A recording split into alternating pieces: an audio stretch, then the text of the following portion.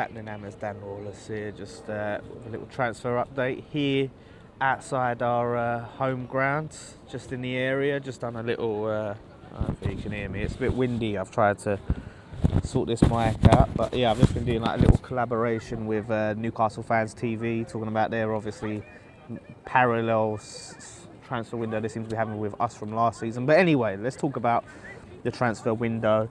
And yeah, news come out that it seems to be that Lucas Perez and Carlos Sanchez will be our last bit of transfer business this summer.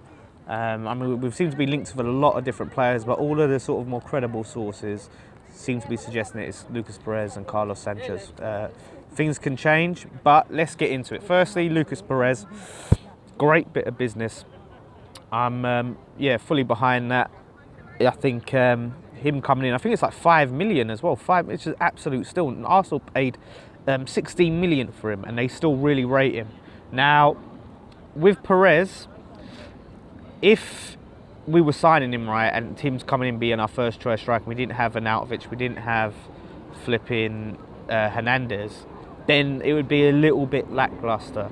I mean, I think his record is about 1 in 3. I think he scores 1 in 3. So to have him come in and be like potentially third choice striker, pushing him maybe for a second choice, I think that's really, really good. And for the first time in a long time since I can remember, we've got strong depth up front.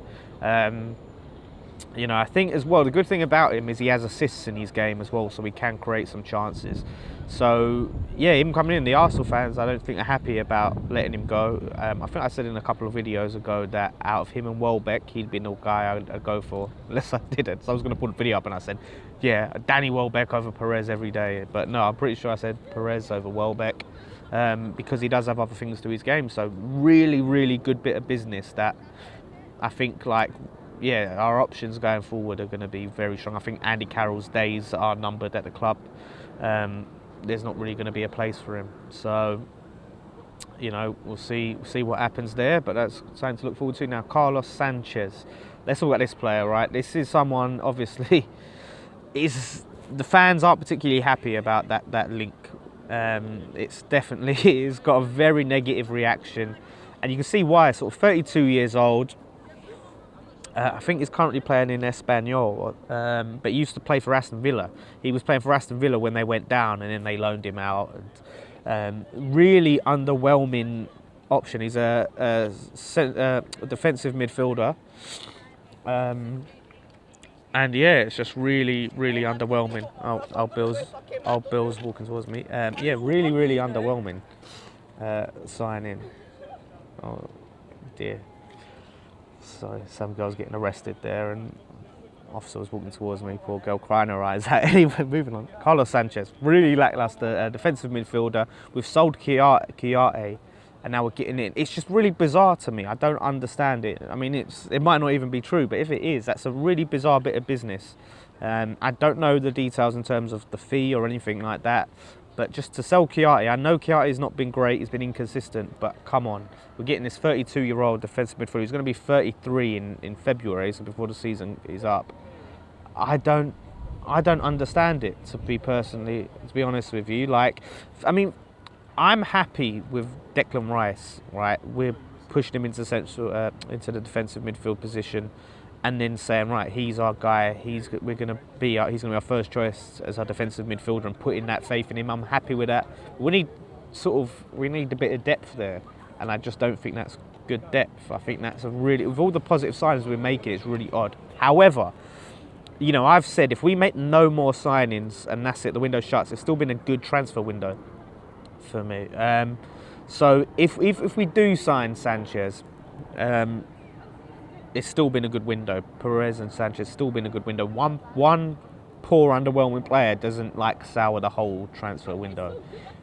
I just, like I said, I just don't understand the signing, to be honest with you. But let's see what happens there. Hopefully it's not true. And I was really hoping for Thiago Maia. That's the one I wanted to see. So I don't know if it's a case of funds are getting a bit tight, but yeah, I mean, we haven't really sold anyone. I thought it'd sell a lot more. We've only really sold Chiarte and Burke, so not much money. And then, yeah, well, finally, talking about players going out and selling players, Jordan Hugill has gone on loan to Middlesbrough. That's a player that we wanted to sell, but we couldn't sell, unfortunately. And now he's gone on, apparently it's something to do with like the sell-on clause, or we'd have to pay a percentage to Preston if we do sell him. So it's kind of like we're stuck with him. So he's gone on loan. And I just still don't understand that signing. I still don't understand it. It's so bizarre. Like, we've signed this guy who didn't have a great record in the Championship. He's come here, he's not started a game, he's had a few sub appearances, and it's just like now he's gone on loan. It's like it was a complete waste of time and money. £9 million they paid.